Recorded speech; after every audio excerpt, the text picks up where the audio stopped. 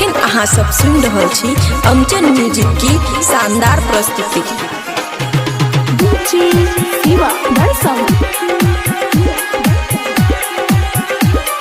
खुशी recording studio बलुआहा।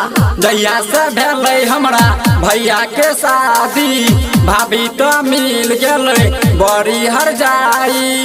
हमरा भैया के मरल कोई बाजार के, ऊपर से ठुनका देखाबै छै उसाय के, ऊपर से ठुनको देखाबै छै घुसाय के।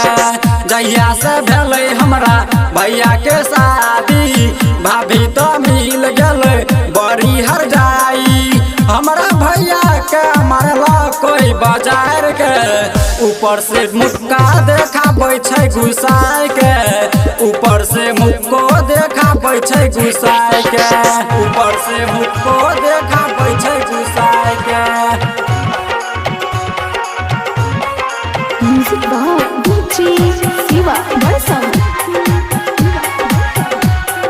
खुशी रिकॉर्डिंग स्टूडियो बलुआहा। भैया छलै हमर बैरसो कमार हो, भाभी त भाभी छलै बड़की खेलार हो, बड़की खेलार हो। भैया त हमर छलै बरसो कमार हो, भाभी त भाभी छलै बड़की खेलार हो। भैया कहे हमर कर में फुटलै, कौन विधि से मौगी मिललै। हरदम कानै छ दिन गिन गिन के, मारै ले मौगियो दोगै छै हो फाइन के, मारै ले मौगियो दोगै छै हो फाइन के, मारै ले मौगियो दोगै छै हो फाइन के।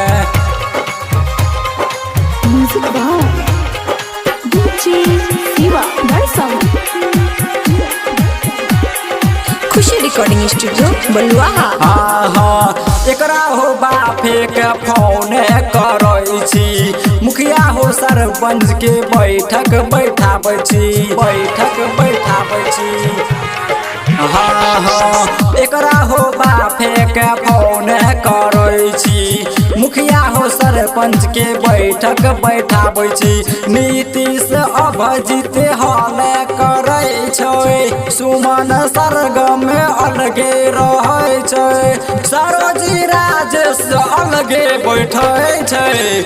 मारै ले मौगियो दोगै छै हो फाइन के, मारै ले मौगियो दोगै छै हो फाइन के। जहिया से भेलै हमरा भैया के शादी, भाभी तो मिल गेलै बड़ी हर जाई।